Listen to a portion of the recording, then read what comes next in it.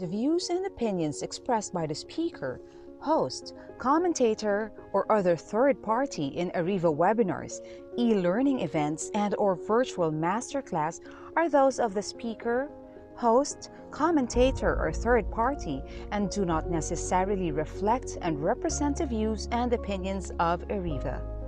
Furthermore, Ariva does not warrant, express, or imply the merchantability and fitness for a particular purpose of any product information, service, or process presented by the speaker, host, commentator, or third party, and Ariva specifically disclaims any legal liability or responsibility for the accuracy, completeness, or usefulness of any product information, service, or process presented.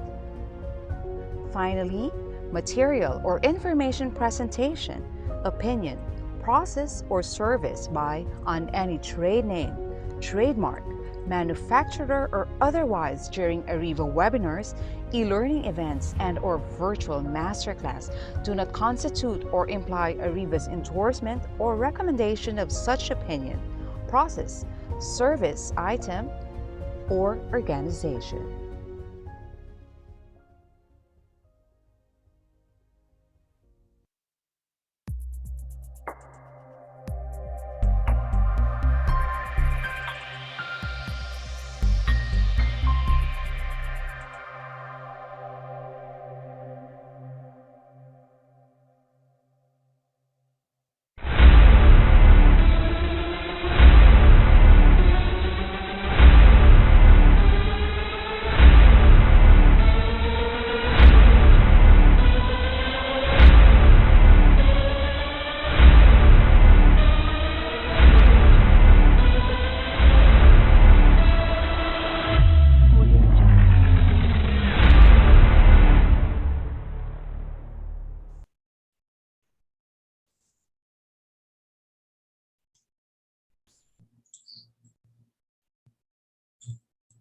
Good afternoon, everyone. Welcome to Ariva Academy's free live webinar with our topic, Upskilling and Reskilling HR to Drive Digital Transformation. I'm Kate and I will be with you the whole afternoon as your host. I'm excited to be with everyone this afternoon. But before I get to introduce our speaker, I have a few reminders to make sure that our program will run smoothly the whole afternoon.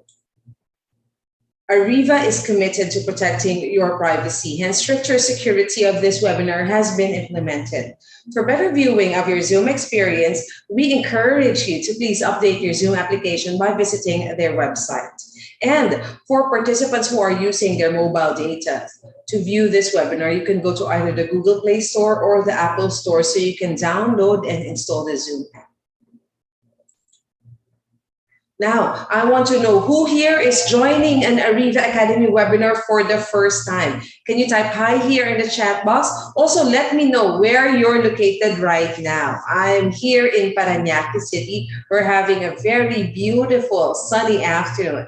How about the rest of our participants, especially our participants who are out of town from Aklan, Antique, Baguio, Batangas, Butuan, Cagayan de Oro, Zambales, Cebu, Cotabato City, Dagupan, Davao, General Santos, Iloilo, Isabela, La Union, Laguna from Leyte, from Lucena, from Naga, Olongapo City, from Oriental Mindoro, from Ozamis, from Surigao, from Tarlac to Tuguegarao, Vigan, and Zamboanga. Wow! Luzon, Visayas, Mindanao, magandang hapon sa inyong lahat.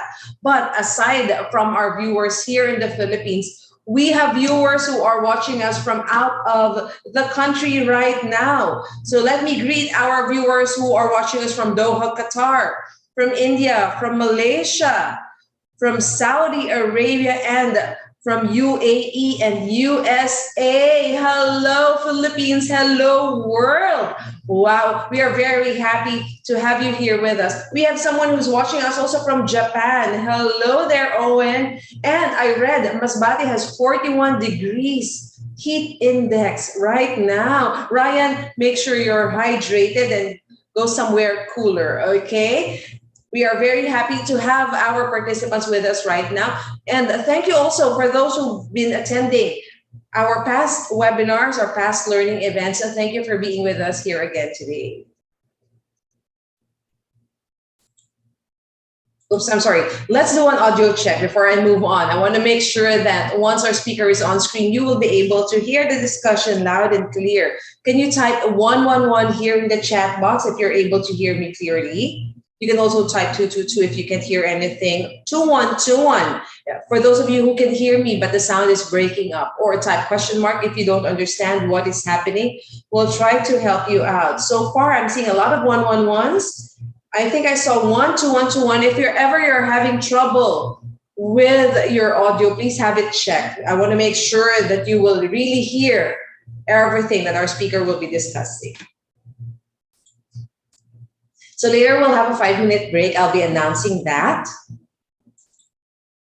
And participants' microphones will be temporarily disabled by our administrator during the discussion to avoid interruptions. But we'll allot the Q&A portion during that time. You can click the raise hand button. You can ask your question directly to our speaker, or you can also type your questions here in the chat box and we'll be reading them later.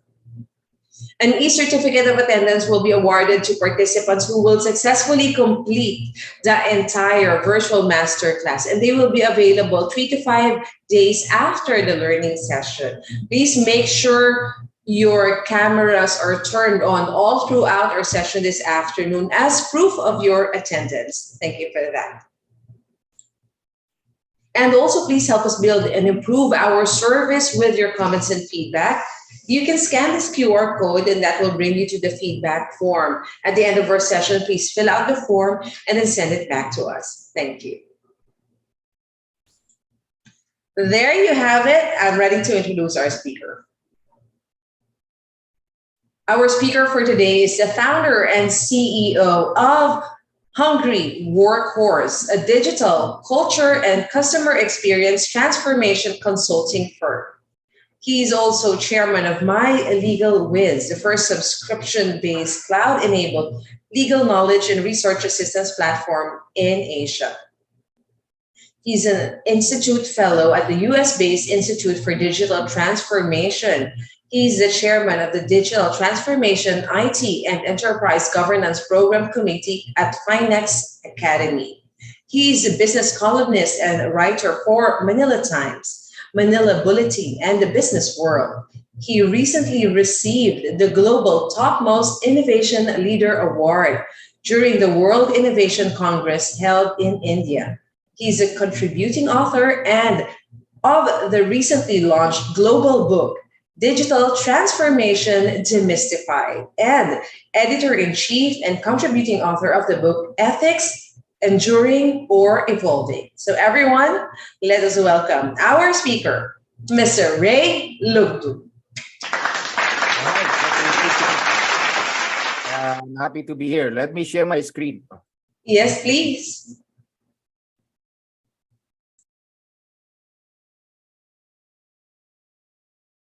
There you go. Can you see my screen now? Yes, we can see it. All right, so let me just fix my panel here. Can you hear me well, Kate? Yes, we can hear you clearly. All right, so let me just fix my panel. All right, so welcome. So I'll be talking about upskilling, reskilling HR to drive digital transformation. Again, I'm Lugtu, and my company is Hungry Workhorse. Let me just fix. All right, my company is Hungry Workhorse. We are not a fast food chain, by the way, but we are a digital and culture transformation consulting firm. We specialize in DX, EX, CX. EX for employee experience, DX, digital transformation, and CX, customer experience. Now, this is what we will discuss in this more than an hour webinar. So I'll talk about new era of turbulence. It's no longer VUCA world, everyone. It's already an era of turbulence. We'll talk about job creation and job losses, core skills for a disruptive economy, reskilling and upskilling, workforce strategies, and the war for talent. All right, does that sound exciting, everyone? Yeah, all right. So thumbs up no, if you think this is exciting enough. All right, so well, let's talk about the new era of turbulence. No? Now, there are 5 major shifts happening now. The global order, technology, demographics, resources and energy, and capitalization. That is the drivers of good supply chain and demand. So this pattern is happening today. When a new era begins, there is a disruption, but also an opportunity to capture the opportunity or reset certain things for the better.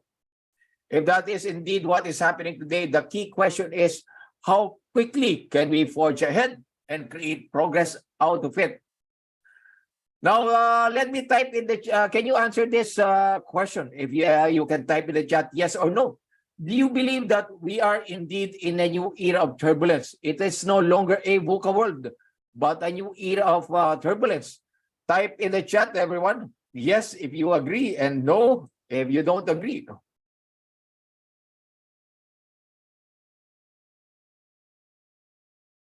All right, everyone agrees. Indeed, yes, we are in a new era of turbulence. You know, VUCA world is already passé, everyone. You know, because of the pandemic and the ensuing disruptions like the Ukraine war, you know, China-US crisis and global warming. We are now in a new era of turbulence, everyone. Now, a quarter of jobs will be impacted over the next 5 years, according to a new report by the World Economic Forum recently. The fast-growing trends of artificial intelligence, digitalization, renewable energy, and supply chain reshoring will bring about a critical shift in the global labor market. Now, the World Economic Forum predicts a new era of turbulence, as we have mentioned, as many workers won't have the requisite skills to keep up with the changes. Those with technology, data analytics, or cybersecurity background will benefit in the new environment. So take note of this, those skills. Now, the World Economic Forum study surveyed more than 800 companies globally and collectively employ 11.3 million workers across 45 countries. So global employers anticipate creating 69 million new positions by 2027 and eradicating 83 million jobs. You know, that's a net loss of 14 million roles. Now, clerical workers or menial jobs will bear the brunt of the fast-moving changes. Around 26 million jobs in administrative positions will be cut due to AI. Additionally, macroeconomic events, including slower economic growth, supply shortages, and inflation will pose serious job threats than AI. So that's a big impact, everyone. Now, the study anticipates that proliferation of AI will significantly disrupt the labor market. However, the study of the World Economic Forum believes that the net impact of most technologies will be positive for employment growth over the next 5 years. So the net effect is positive. So AI will disrupt 300 million jobs, according to Goldman Sachs study released in a report. They conclude that generative AI, like ChatGPT, will disrupt 300 million jobs. The investment bank study also highlights the automation creates innovation, leading to new jobs. For companies, this will be cost savings. They can deploy their resources toward building and growing businesses, ultimately increasing annual GDP by 7%. Now, in recent months, the world has witnessed the ascendancy of OpenAI software called ChatGPT and DALL-E. Now, ChatGPT surpassed 1 million users in just 5 days, of launching the fastest growing application ever globally. So let's watch this short video and see its impact. Why did you sign the petition? So the petition calls for a halt to the development of extremely large generative models like the GPT-5 that's in development. And this is an incredibly disruptive technology. We don't even really know what it will be capable of, but what we do know is most likely advanced reasoning capabilities similar to the human brain. So in a sense, this is just too disruptive, I think, for the current moment. There's no reason we should really be building it right now. What's being proposed is a 6-month halt in order to establish a shared set of safety protocols. There are names from all around the world. How do you make a 6-month halt happen where all the stakeholders comply? It's an uphill battle, certainly. I don't think even the creators of the letter are overly optimistic. It's a big coordination problem, but we're hopeful that all the parties around the world will see the benefit of this type of pause, which I don't think holds back technology more broadly. Now, everyone, generative AI is too disruptive that the experts globally, are calling for a halt, a 6-month halt, until business leaders and global leaders come up with regulations, in order to avert its massive impact to humans. So generative AI is truly a big disruptor. Now, let me ask you in the chat, if you can type in the chat, do you think that ChatGPT and other generative AI will do more harm than good? Type yes or no. If you think yes, no. If it's more harm than good, no. If you don't agree. All right.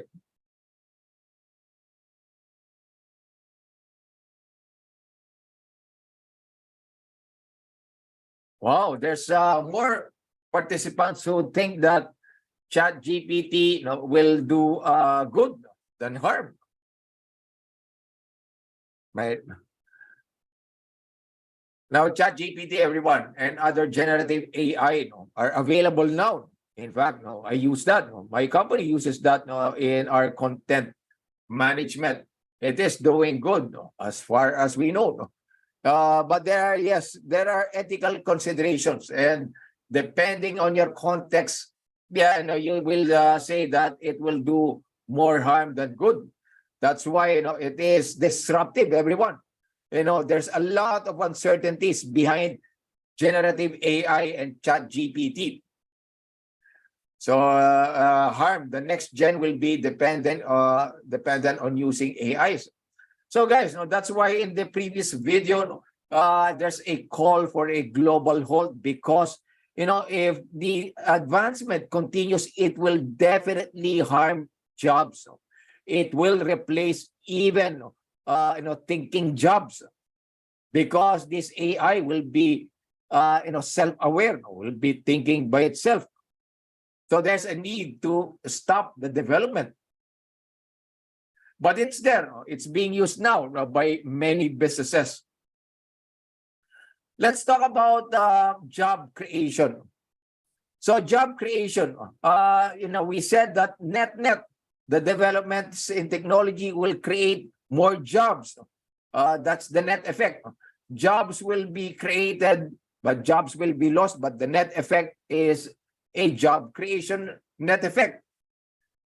Now, according to the World Economic Forum, the proliferation of green technologies and renewable energy will be a key driver of job creation in the future of work. There will be a high demand for sustainability specialists, business intelligence analysts, information security analysts, renewable energy engineers, solar energy installation, and system engineers. That's the key thing now, everyone. In the coming 10 years, it's going to be more about sustainability. If the last 10 years was about digitalization and digital transformation, this coming 10 years is going to be sustainability, everyone. And that will present opportunities for jobs globally. Now, there will be an estimated 10% growth in the education sector with the creation of 3 million jobs for vocational and higher education teachers. An additional 30% of jobs, or 3 million positions, will be added to the economy for agricultural specialists, with an increased need for agricultural equipment operators. So agriculture and sustainability are indeed promising in the future.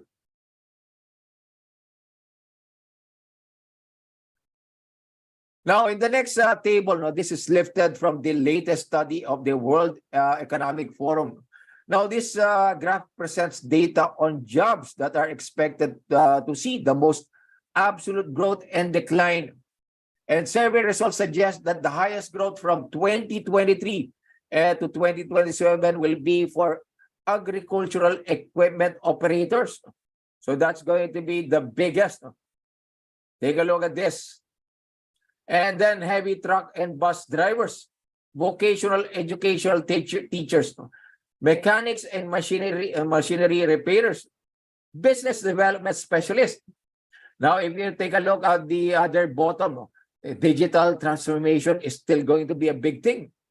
Sustainability specialists, they will still grow.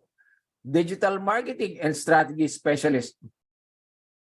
Now, these jobs are going to present lots of opportunities for these categories of jobs, according to this latest study.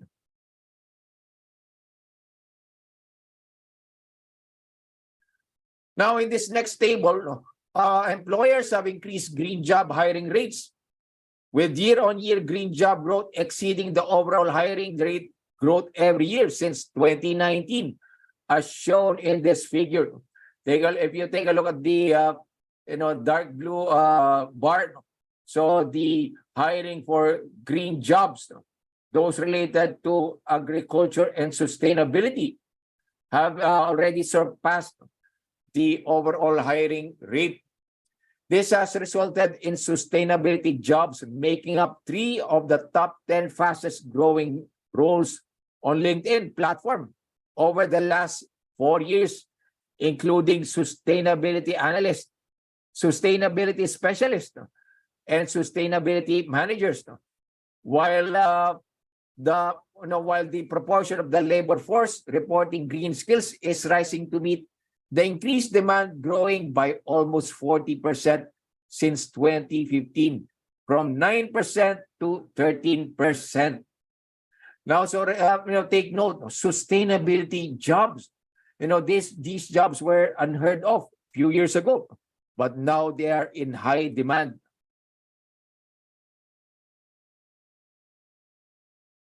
Now, let's talk about job losses. Now, we said there are job creations. There's job creation from the turbulence happening. There will also be job losses. Now, administrative roles will be the most impacted jobs in this new era of turbulence caused by automation and digitization. 26 million clerical jobs are expected to disappear by 2027, including cashiers and ticket clerks, data entry, even accounting and bookkeeping, everyone, and payroll clerks and administrative and executive secretaries.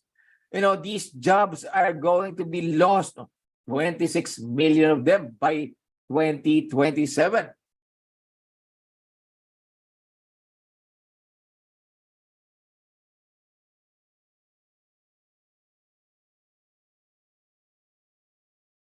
Now, data entry clerks, administrative and executive secretaries, accounting, bookkeeping, payroll clerks are expected to suffer the greatest reduction in employment.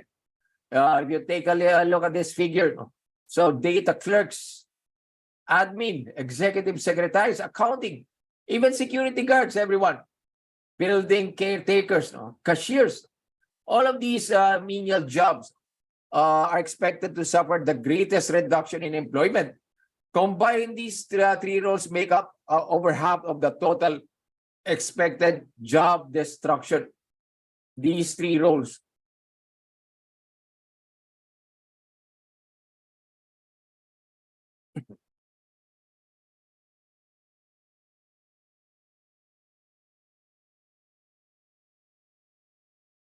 Now, analysts suggest that 69 million jobs will be created and 83 million jobs destroyed, leading to a contraction of global labor markets of 14 million jobs in the next 5 years at the present rate of change. Though this figure is subject to a high degree of uncertainty, as it is not holistic, the sum of these changes yields the estimated overall structural labor market churn of 23%.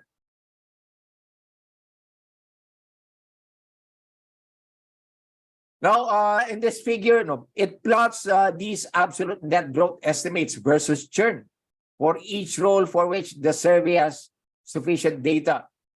The jobs that appear towards the top of the graph, if you take a look at this, the top,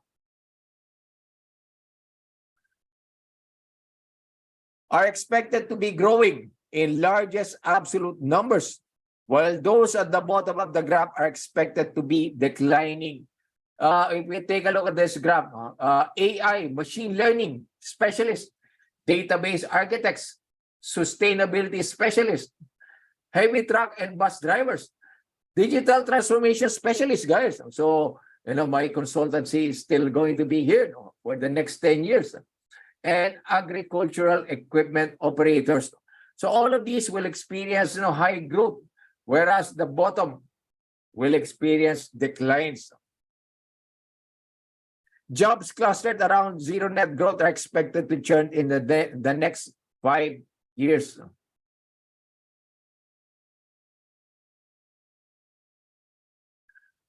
Now let's talk about core skills for a disruptive economy. Now let's please type in the chat. I have a pop quiz. So what do you think are the new core skills required in a disruptive economy? If you type in the chat, everyone. So let's have a pulse of the audience. Please type in the chat. What do you think are the new core skills required in this new turbulent and disruptive economy? Soft skills, communication skills, critical thinking, innovation, adaptability, data analytics, communication skill, agility, leadership skills, technical and technology, digital, programming, design thinking, project management, compassion, analytical skills, tech savviness, data management, decision-making skills, data skill and data management, decision-making.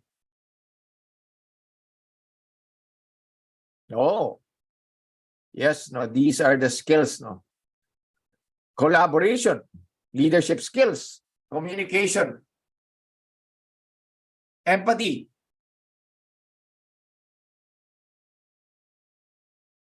digital resilience. All right. Now, the World Economic Forum released their latest report, 5 years ago. They released a report, the skills required by 2023, where it listed critical skills, critical thinking and other digital skills.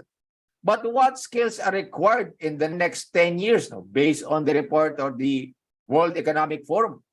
Now, everyone, this is the list that they have come up. So number 1 is analytical skills. Number 2, creative thinking. Third is AI and big data. Fourth is leadership and social influence. Fifth is resilience, flexibility, agility.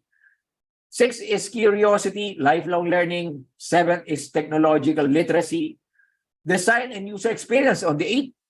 Motivation and self-awareness. 9th, and empathy and active listening. Everyone, most of you, gave, one more or even most of the list, those listed here. And if you take a look at this list, no, it's a combination of different types of skills. No, there is cognitive skills, there is self-efficacy skills, technology skills, and working with other skills. Now, all these skills, no, according to employers globally, no, said that these are the top 10 skills, no, required by businesses.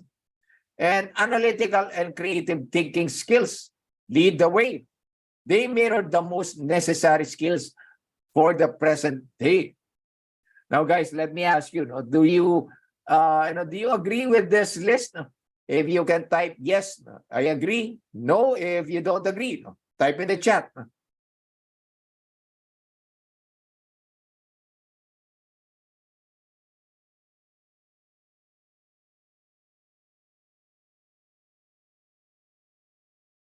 Yeah, everyone agrees. Indeed, everyone agrees. So everyone, from the last list of the World Economic Forum, there's they added in the top 10 self-efficacy and working with other skills.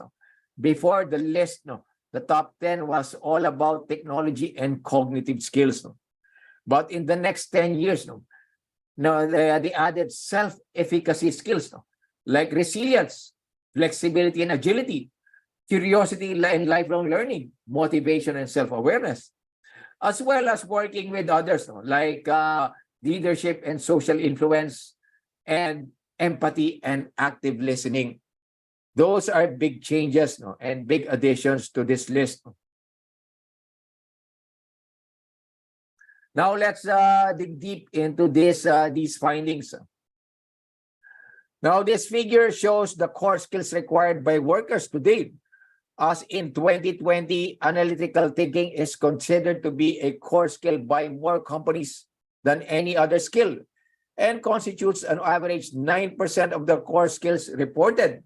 So if you take a look at this, analytical skills, core skills in 2023.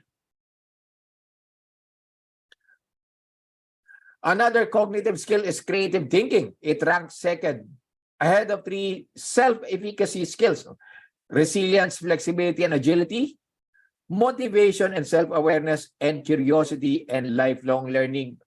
In recognition of the importance of workers' ability to adapt to a disrupted workplace. So creative thinking, everyone, this is a necessary skill to adapt to a turbulent times and a disruptive workplace. Now, the fourth self-efficacy skill in the global skills taxonomy, dependability and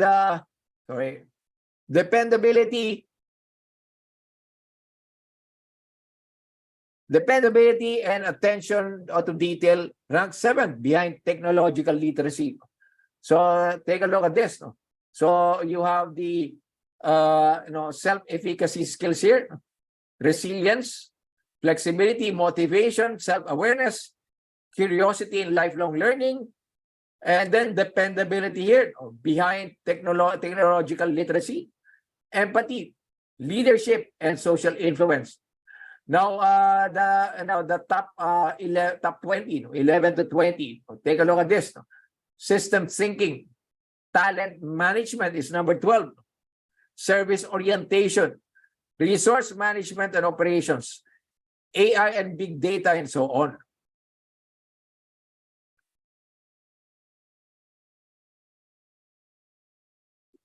Now, this figure reports business expectations for the evolution of the importance of skills to their workers in the next 5 years. Cognitive skills are reported to be growing in importance most quickly, reflecting the increasing importance of complex problem solving in the workplace. Now, surveyed businesses report creative thinking to be growing in importance slightly more rapidly than analytical thinking. So creative thinking is growing slightly higher than the need for analytical thinking. Now, technology literacy is the third fastest growing core skill. So technological literacy, using digital, that is the third fastest growing core skill.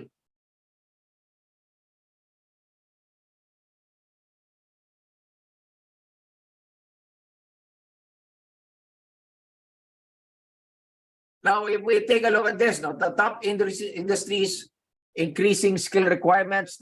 So for cognitive skills, electronics tops the industry, non-government and membership organizations, chemical and advanced materials, and so on, care and personal services, and well-being. So if your organization belongs to these industries, so cognitive skills is the top core skill required. Now, engagement skills. These are the core skills in these industries. Care and personal services, accommodation, food, and leisure, media entertainment are the top three. Technology skills in care, personal, and services industry, insurance and personal pensions management, financial services, and capital markets. Now, physical abilities, they are important in care, personal services, and well-being, agriculture, forestry, and fishing because it's still labor-intensive, and mining and metals.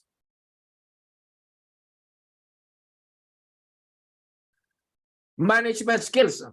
Management skills is needed in care, personal services, agriculture, forestry, and fishing, NGO, chemical and advanced materials, education and training, automotive and aerospace and electronics. Self-efficacy, working with others, and ethics, they are most important in oil and gas, care and personal services and well-being, electronics, and the rest of these industries. All right. Okay, we're still good, everyone? Can I see some thumbs up there if we're still good?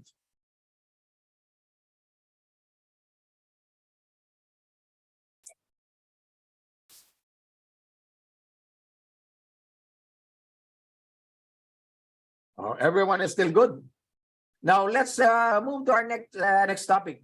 The core topic in this session is reskilling and upskilling.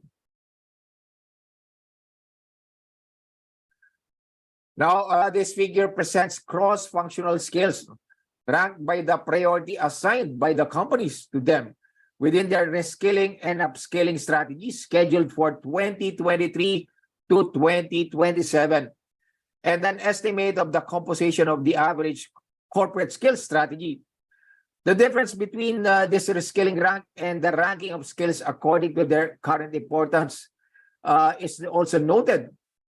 Now, take a look at this. Now, beyond, there's an increasing importance reflected on top rank skills like cognitive skills, like analytical thinking, creative thinking, AI and big data as well, and leadership influence. So these are the top reskilling, investments and plans of companies from 2023 to 2027. Now, if you take a look at this, now the fastest investments are in AI and big data, followed by design and user experience.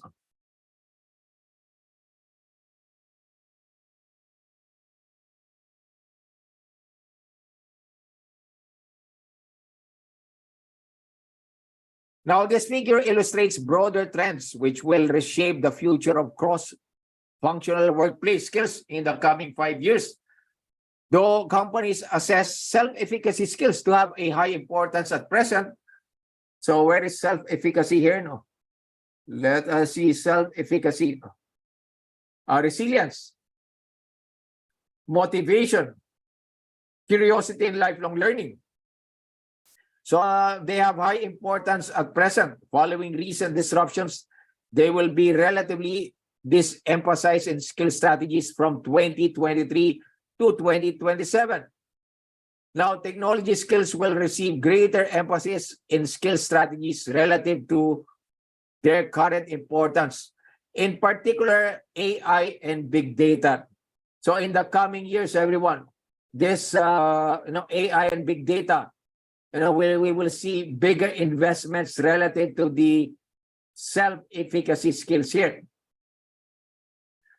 So we have to prepare for AI and big data.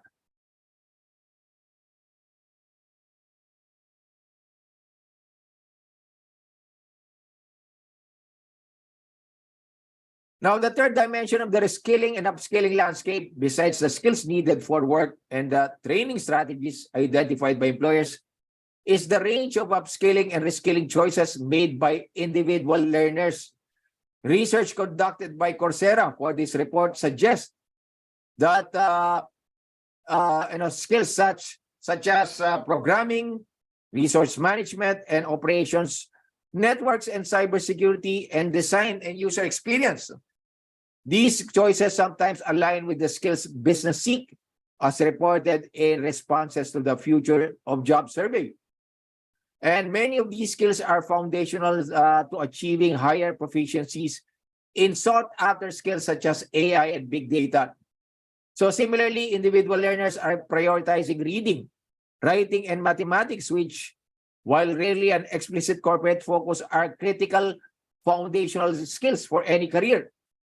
Even so, discrepancies persist, and job seekers can more effectively use online learning platforms to close skill gaps and meet employer requirements, especially as traditional qualifications become less important. Now, historically, individuals on Coursera platform have prioritized developing technical or hard skills associated with lucrative careers. But increasingly, however, emerging technologies such as generative AI and reshaping workforce demands, and employers are placing greater emphasis on soft skills. These skills allow companies to respond to change and are resistant to automation. Early evidence suggests that the supply side of the market is equalizing itself. So let's see here. Take a look at this. So the top skills are programming. All of these cognitive skills, which are needed for in preparation for AI. But again, soft skills are becoming popular as well in preparation for the adaptation to AI. All of these soft skills: resiliency, agility, leadership, teaching, mentoring, talent management, motivation, and self-awareness.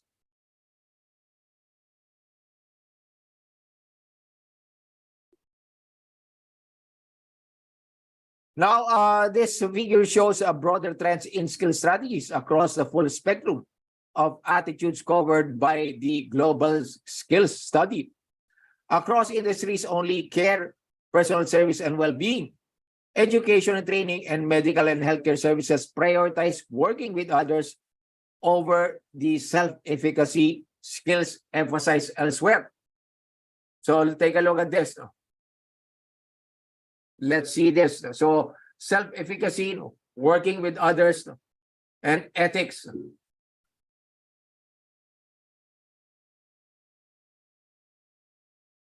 What industries are they important? So self-efficacy is more important in employment services, infrastructure. Working with others are more important in care, personal services, medical and healthcare services, whereas ethics, important in agriculture, forestry, and in advanced manufacturing.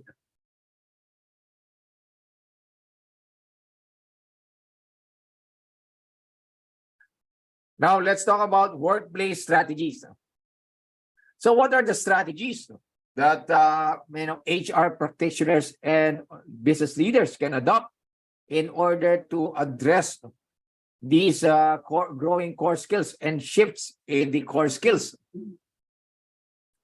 Now, organizations identify skill gaps and an ability to attract talent as the key barriers preventing industry transformation, with 60% of the surveyed companies highlighting difficulty in bridging skill gaps locally, and 53% identifying their inability to attract talent as the main barriers to transforming their business. So these, everyone, are the top barriers to business and digital transformation. Now, these two aspects of talent availability were identified too as barriers to business transformation for all industries.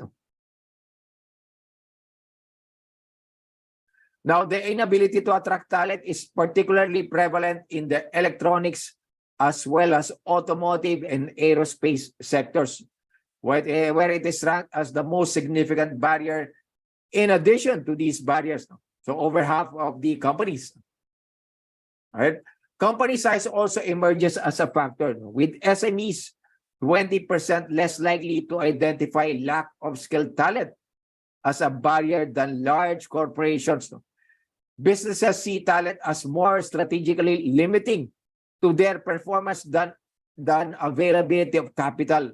So imagine that talent is more limiting than the availability of capital. Skills gap is that in the local labor market were seen as a greater barrier to transformation than a shortage of investment capital by companies in virtually every industry. Now, this picture is more polarized as regional country levels. Skills gap are reported to be most problematic in Africa and Asia. Okay, so just to highlight again, guys, skills gaps and inability to attract talent as those related to skilling, reskilling, and upskilling.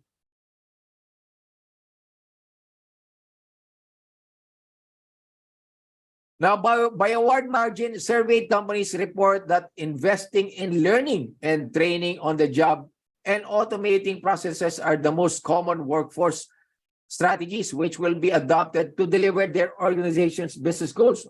So investing in learning and training on the job. All right, so that's the biggest strategy by companies. 4 in 5 respondents expect to implement these strategies in the next 5 years, which rank first and second among the workforce strategies across all industries, while trends in automation was number 2. Number 2, automation.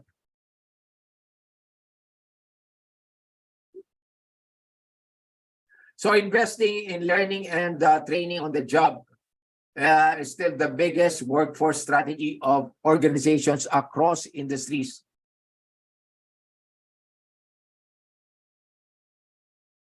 Now, given that companies express skills gap and talent availability as their greatest barrier to transformation, and investing in training as the most promising workforce strategy, it is not surprising that surveyed companies express confidence in their ability to develop their existing workforce and moderate positivity in retaining it, but are less unified regarding the outlook for talent availability.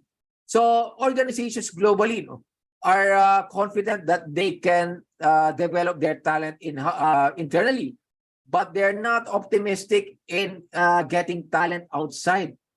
Retaining talent is they're still optimistic. So talent development, the HR and business leaders are optimistic globally. But hiring talent is a challenge that everyone sees globally.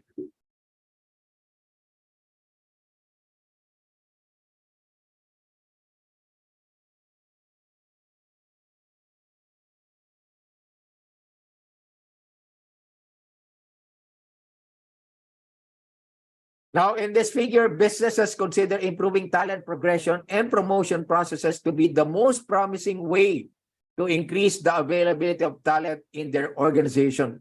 So talent progression and promotion is the best way to make talent available. In fact, 48% of respondents identified this business practice with particularly high response rates in automotive, aerospace, production of consumer goods. So 35% of respondents identified offering high wages as an effective route to increasing talent availability, while 81% of companies consider investing in learning and on the job to be a key strategy for delivering their business goals. So investing in learning and on-the-job training is a key strategy in the next 10 years.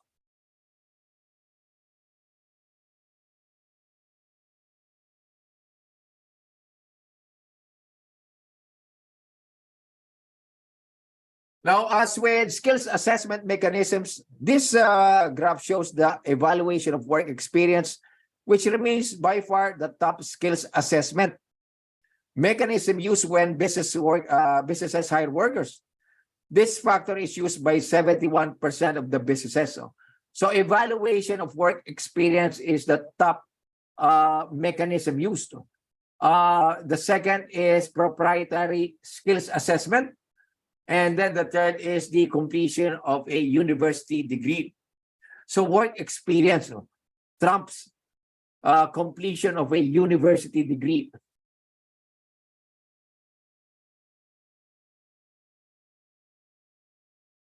Now, another hot topic, diversity, equity, and inclusion. Now, under organization transformation and labor market transitions, companies are to play a more prominent role in supporting fragile and disrupted talent groups and advancing social justice and DEI. Even though less than 1/5 of organizations intend to run DEI programs to boost talent availability, more than 2/3 of the organizations surveyed have a DEI program. This number is significantly higher in larger organizations. 92% of companies with more than 50,000 employees report the presence of such initiative. So larger organizations implement DEI programs in order to boost their talent availability. Yes, so we can have a break first. Kate, let's continue after the break. Yes, so thank you so much, Ray. Good afternoon, everyone. I'm back. So I mentioned a while ago that we're having a break, but I didn't tell you that we're doing something exciting this afternoon because Ariva is in the mood to give away prizes. Okay, so we are going to play a game, and the game is called Guess the Movie. The game is very easy. This is how it goes. We will be showing you short clips and short trailers of a particular movie. Now, this is what you have to do. You have to be the first one to type the complete and correct title of that movie here in the chat box. Again, it has to be the complete and correct title. We will not be accepting typos. Okay, and what will the winner get? The first one who will be able to get the right answer, that winner will receive 200 pesos that will go straight to. So there will be two winners. So two winners who will be 200 pesos richer after this session. So let's do a trial run just for you guys to get the feel of the game, okay? Let's watch this.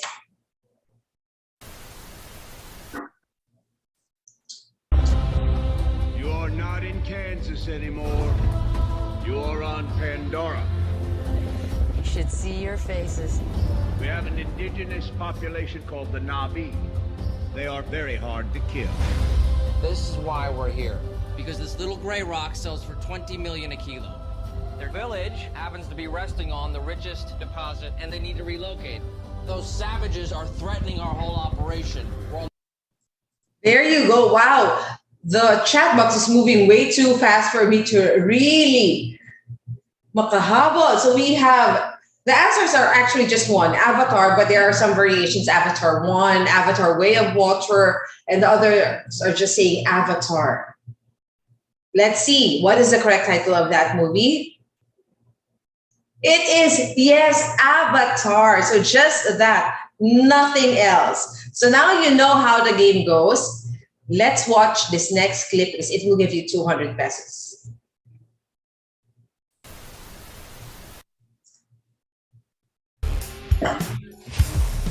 was an idea to bring together a group of remarkable people. So when we needed them, they could fight the battles that we never could.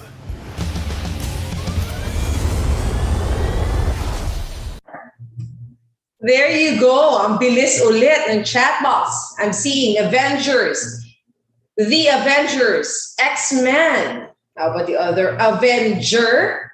And the others are Avengers, Hulk, Captain America, The Captain America, The Avengers Civil War, Avengers Infinity War, Avengers 1. Let's reveal what is the title of that movie. It is The Avengers. And the first one who was able to type that correctly, we have our first winner. He is James Angelo. Congratulations. You're able to type it right. So you will receive 200 pesos. Now, this is what you have to do, James.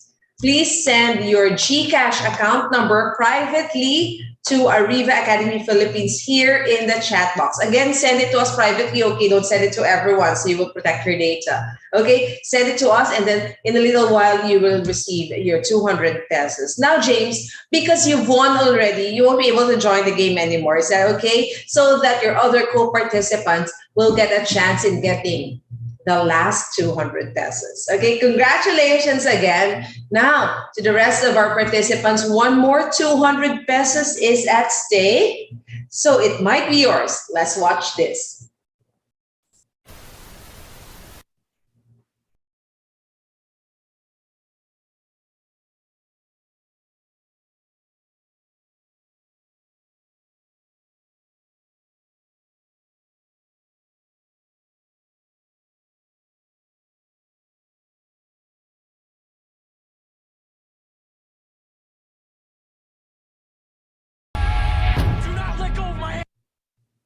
There you go. I am not seeing any other answer except Titanic. Is that the right title of that movie? Let's see. What's the title of that movie? And yes, it is Titanic, and the first one who has very fast fingers. She was able to type it immediately. We have our last winner, Glyden Joy Labadia or Labadia.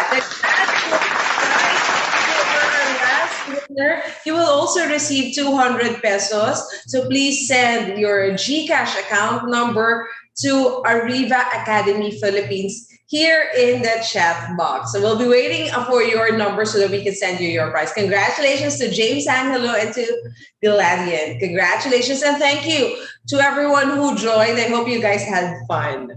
Now I'll move on to my other announcements.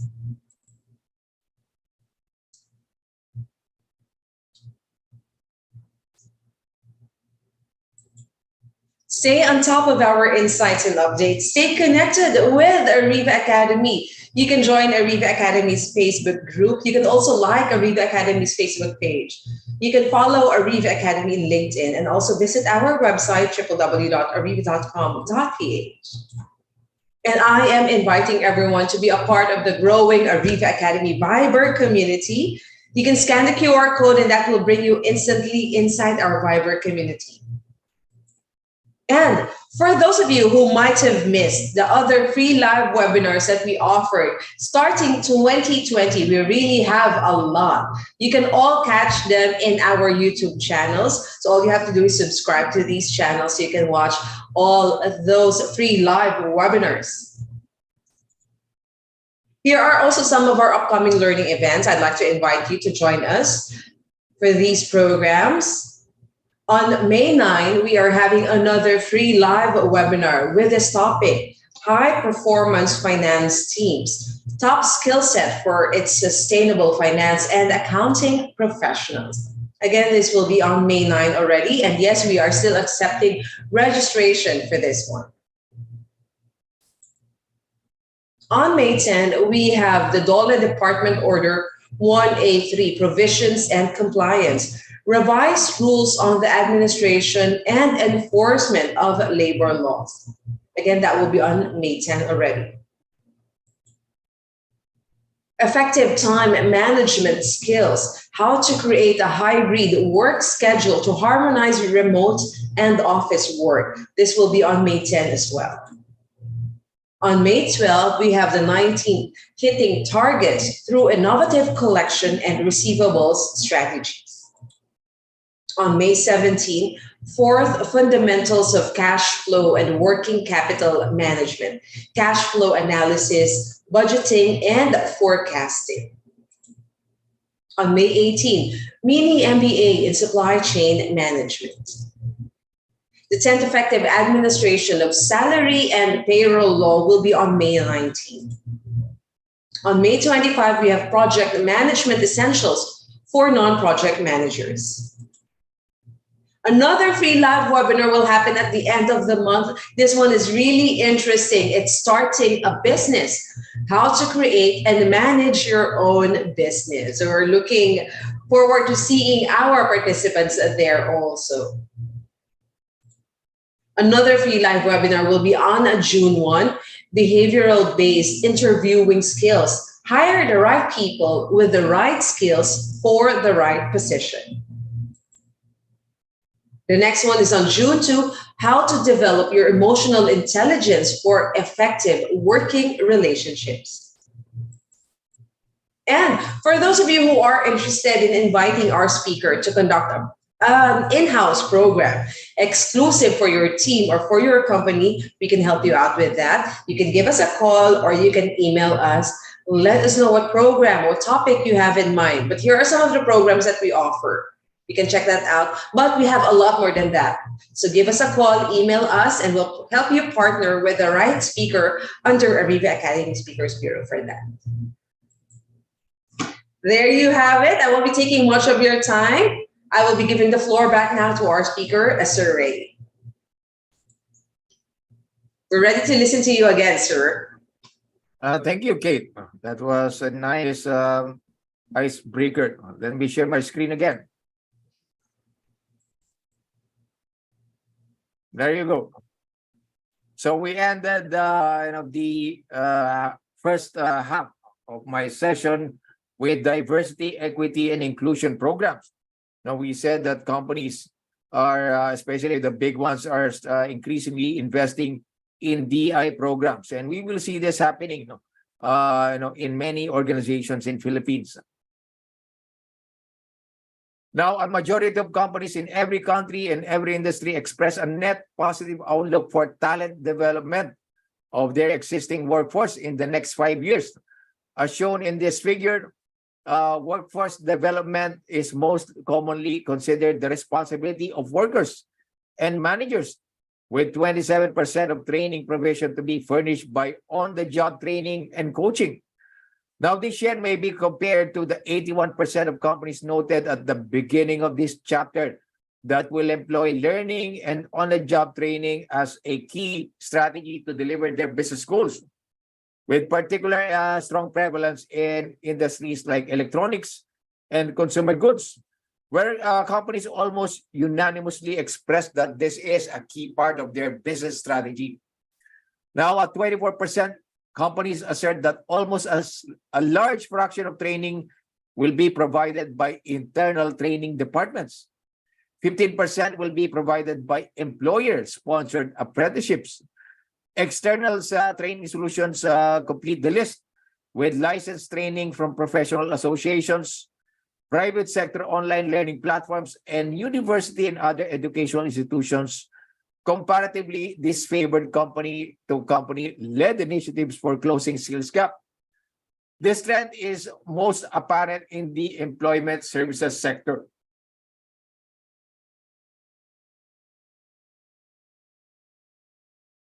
Now, this graph shows that companies are overwhelmingly expecting to fund their own reskilling and upskilling programs, with a few notable geographic exceptions. This is funding mechanism ranks third. At 16% engagement among surveyed companies globally, co-funding across the industry is forecasted to be the least utilized funding model for skills training. So funded by organization is still the top source of training funding.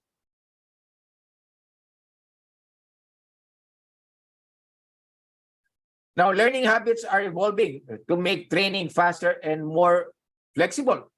This graph shows that companies expect 25% of their training programs to last less than 1 month during 2023 to 2027.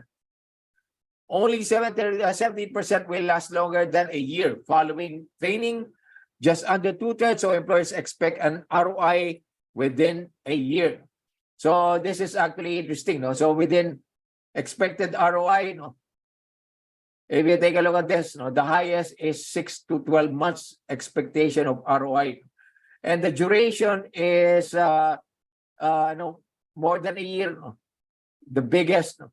Within 1 to 3 months is the next duration in training.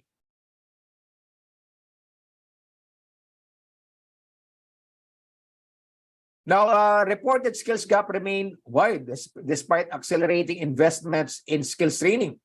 So surveyed organizations report that only 41% of current workers have completed training that has effectively bridged the gap. A 1% decrease on the share reported in 2020. And so 39% do not require training before 2027, according to this table. And 18% will be upskilled in post by 2027.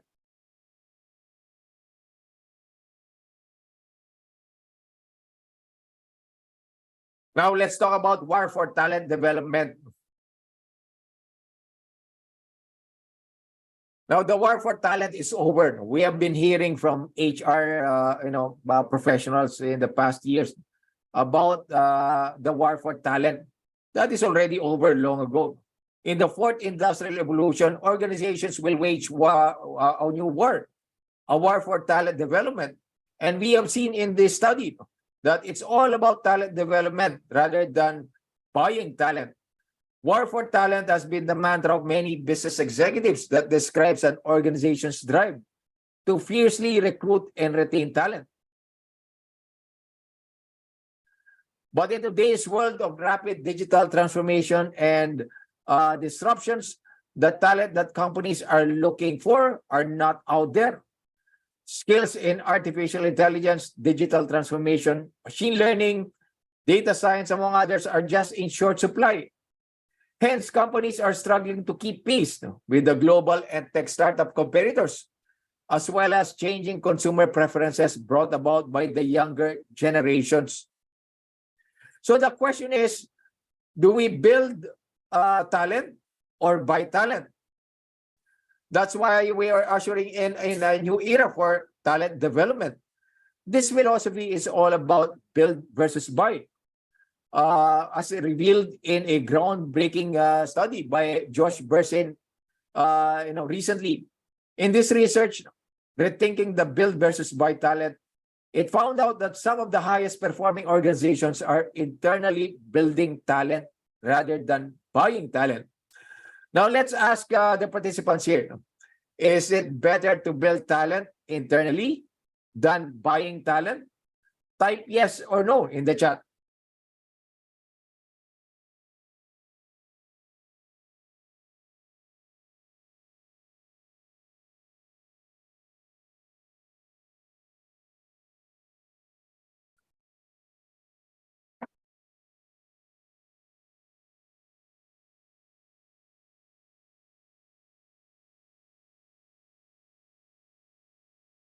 All right, so most of you said yes. Some of you said depends. Some of you said buy. Right? And we have seen in the study of the World Economic Forum that most organizations in the next 10 years would rather build talent than buy talent because the talent you are looking for is not out there. So That's why there was a study commissioned, and I wrote about this. No, my company did the research on this. No? Companies like Bloomberg, Guardian, Adobe, among others, as case studies, have been building talent internally through a capability academy to develop skills internally. That's why you have seen the growth of capability academies in many organizations in the Philippines. They realize that it's more cost efficient and more cost effective to build critical skills from within. And there are many cultural benefits as well. Buying talent can cost as much as 6 times more to hire from the outside than to build from within. But talent development builds a stronger learning culture and positive brand of internal development and growth. Corporate universities and capability academies are becoming critical strategic action for many organizations. These create customized programs, promote reskilling among employees, and ultimately build a learning culture that is needed in the age of transformation. One local example I often cite is Union Bank, as well as RCBC in the recent years. These example banks, we have seen how they transformed. And that is because of their capability academies and corporate universities. Now, these banks received accolades from international bodies on how they digitally transformed. But key to its transformation is talent development through its corporate academy. New age skills such as blockchain, coding, design thinking, among others, are common staple for employees to learn and reskill. But apart from learning velocity, i.e., how fast an employee learns, is learning density. That is how much an employee learns. These has resulted in a learning culture that makes employees in these organizations, as well as senior executives, insatiably hungry for learning. Now, technology is also playing a critical role in the war for talent development. Newer learning management systems enable adaptive learning anywhere and anytime. Now, my company, part of my company's business is that we deploy, a learning management system. Now, while delivering various content formats, from micro-learning to supplementing traditional classroom training, learning management platforms are important tools in developing talent internally.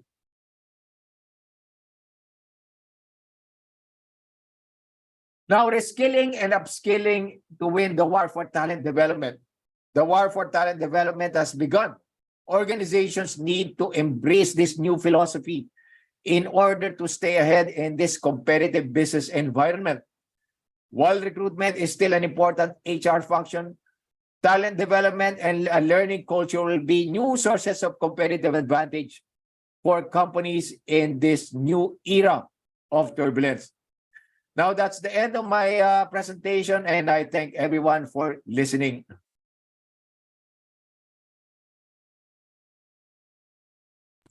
Thank you so much, Sir Ray. So now we will be opening the floor for questions. For those of you who might have questions, please type them here in the chat box or click the raise hand button. Anyone who would like to ask a question, it's free. Don't worry. Asking a question is free. But we have questions already here, Sir Ray. Let me read them. It was sent to us ahead. This one is really interesting. How does one convince management to embrace the digital era? Okay, so that has been our task in the last 10 years. My company has been helping organizations to convince management. Now, guys, the problem in the Philippines is that business owners and particularly senior management positions will not move a finger and adopt digital technologies or digital skills and enablement unless they are in danger. So if the company is experiencing decline in profit or loss in clients, that's the only time that they will listen. And this is based on our experience, no? Especially if you're talking to the business owners. No? Now, increasingly, second generation business owners are taking charge now. And many local companies, where their COOs or child of the owners are taking charge and are now open to adopt digital, in their business. So it depends on the organization. It's hard to convince founders and senior leaders if they are not disrupted or if their business is not affected. Otherwise, you just wait for the business to be affected, and then they will react to the external stimuli. Here is another question. This one is from Enrico. Since you mentioned in your previous slides, what is your recommendation on how the reskilling and upskilling can be executed? All right. Now, reskilling, if we will define reskilling, training new skills. Upskilling is augmenting existing skills. So, how do you execute this? We have mentioned some strategies, and one is establishing corporate universities or academies. There's a lot of successful companies now. I mentioned Union Bank and RCBC, which has implemented corporate universities. So building these internal programs holistically, and then running this internally. I'm part of many of those programs because we deliver new core skills, like design thinking, product development, and so on. So that's how you implement. It has to be part of a company-wide program. It has to be cohesive to the strategy of the company. It's not like just doing a skills gap analysis, and then implementing.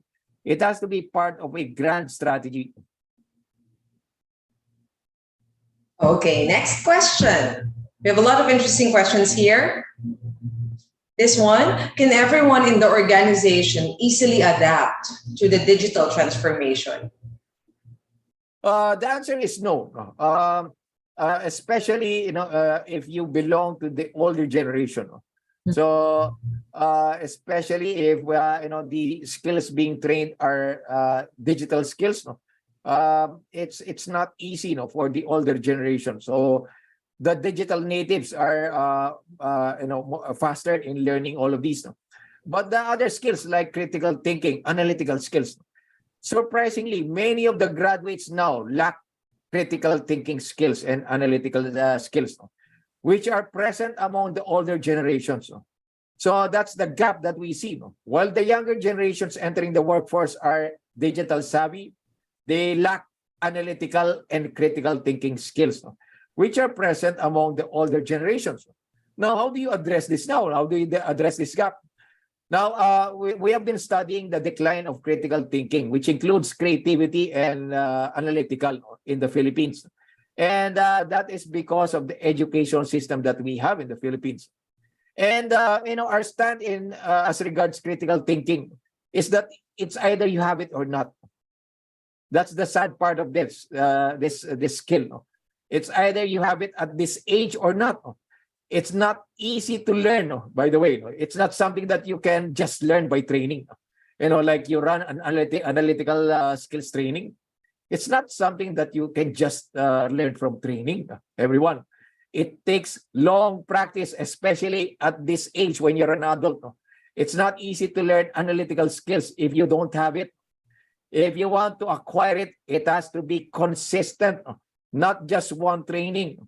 It has to be consistently, you are going through a number of practices, you apply it on the job.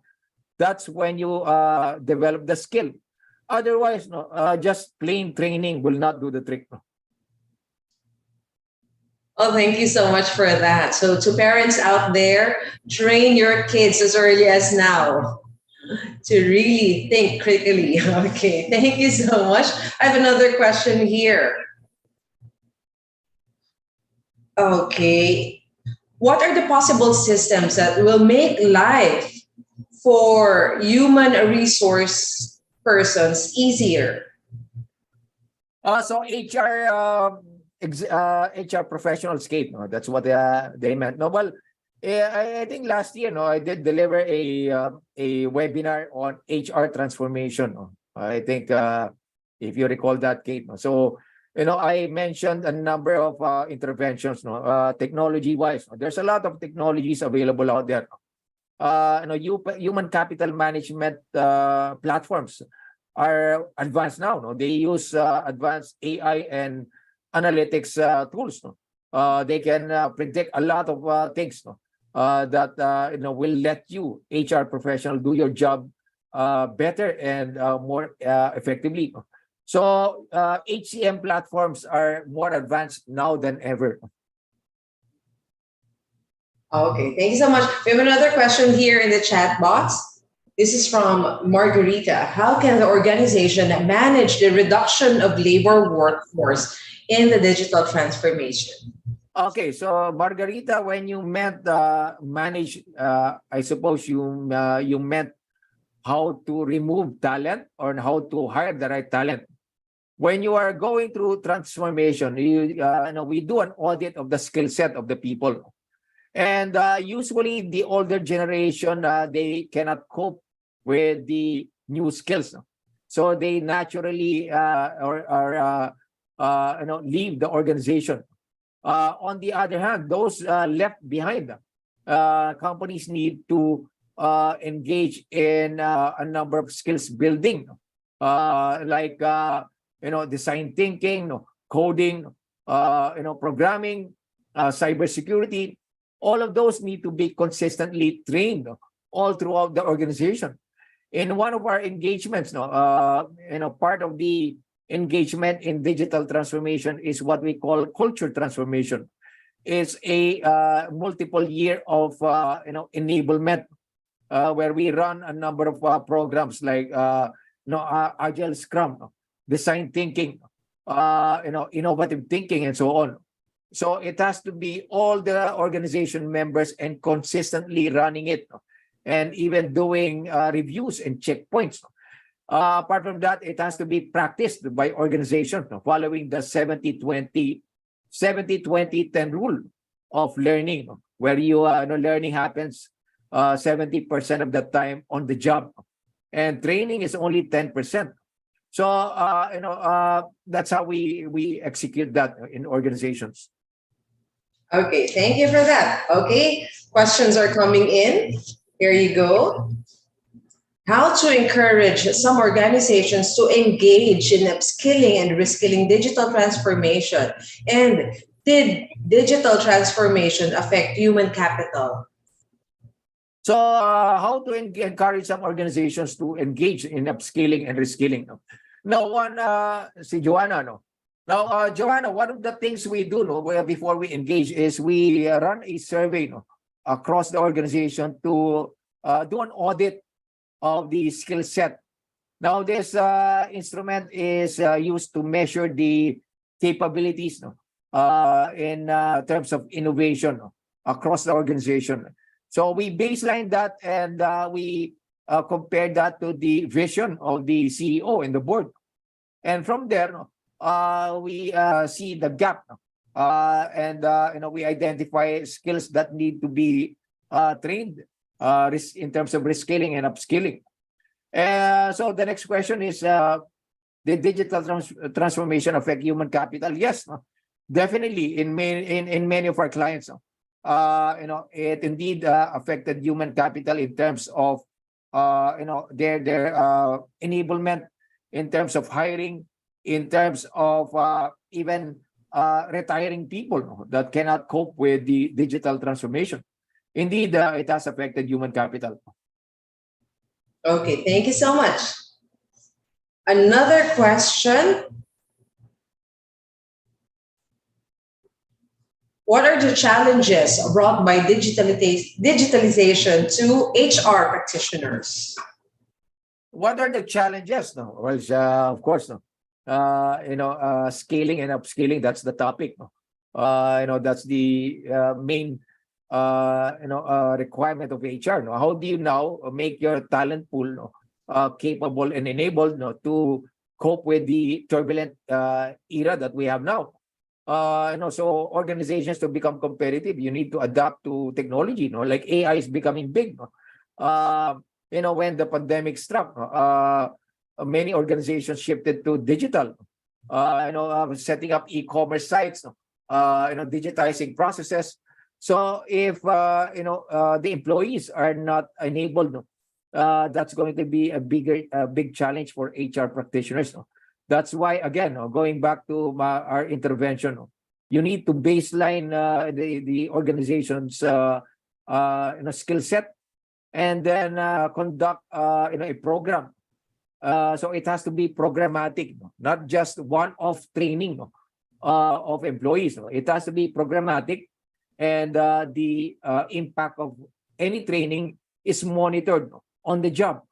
That's how you you execute that.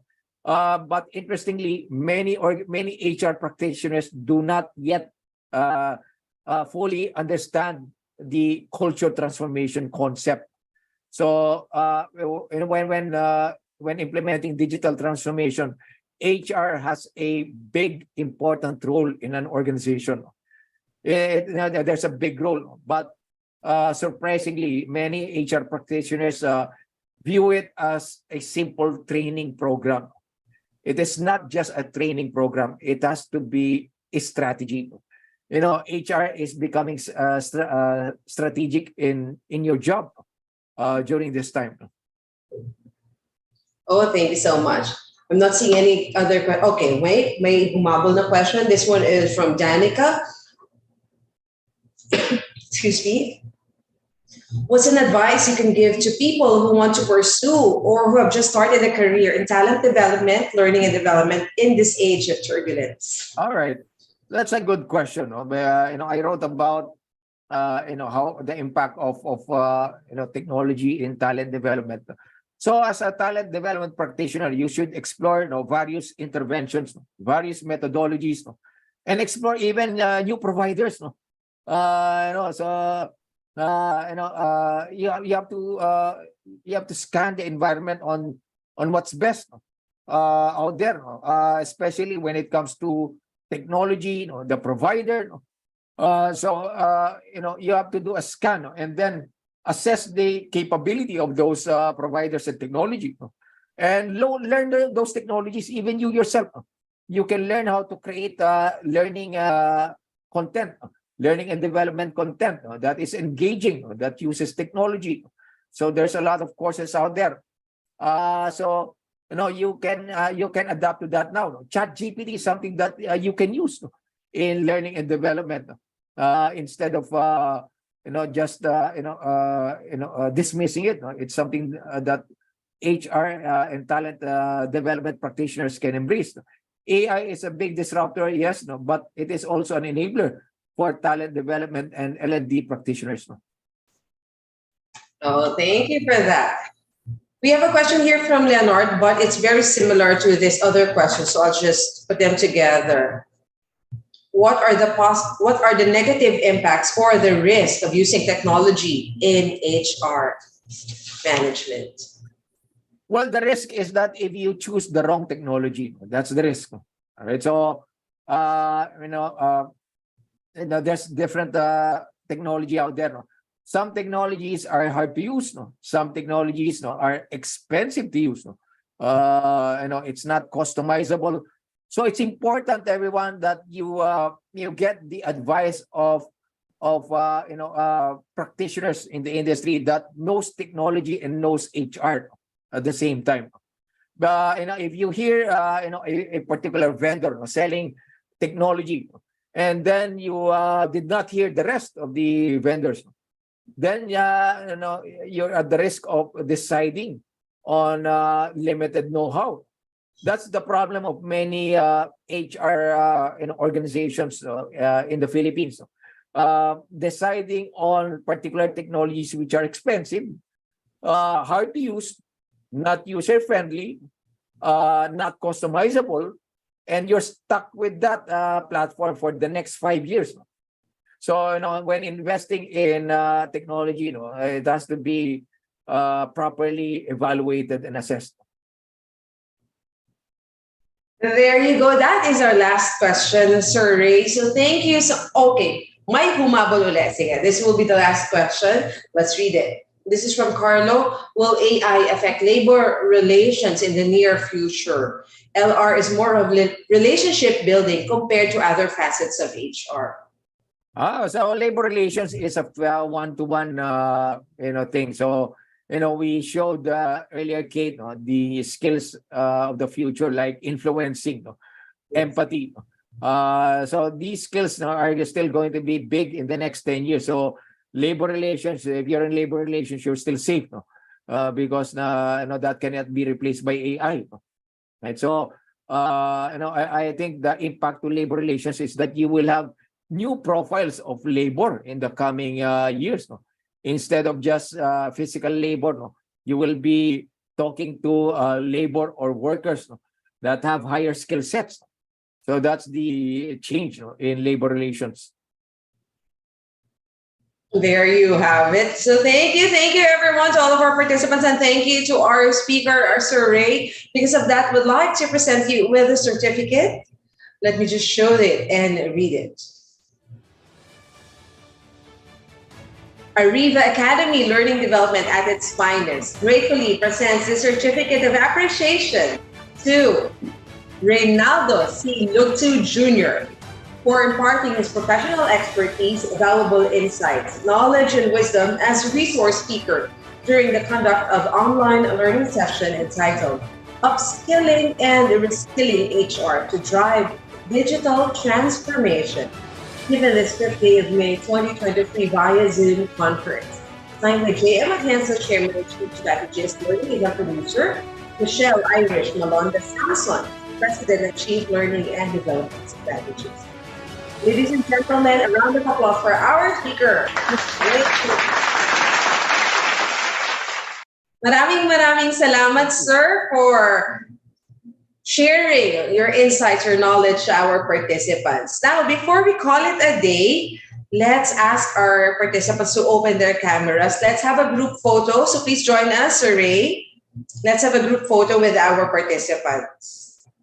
There you go. So everyone, please turn on your cameras, and I'll be calling on the assistance of our technical director, Direct Jello. Can you help us out? All right. Thank you so much, Miss Kate, for that warm welcome. And I would like to ask everyone to please kindly turn on your cameras for 2 shots of group photo. Are you guys ready? For the first shot, just give me finger heart. Can everyone give me a finger heart? Ready? In 3, 2, 1. And now for a second shot, just give me 2 thumbs up, please. 2 thumbs up, everyone. Ready? In 3, 2, 1. All right. Thank you, everyone. Back to you, Miss Kate. Thank you so much, Jello. In behalf of everyone from Ariva Academy, I'd like to say thank you so much for being with us this whole afternoon. We learned a lot from our speaker, and we learned a lot from you as well. So maraming salamat. By the way, the link to the feedback form is posted here in the chat box already. We'll be posting it again. Also, for those who are on live stream, we'll be posting it. The link for the feedback form will be posted there in the comments section. So thank you so much. God bless you all. Happy weekend, everyone.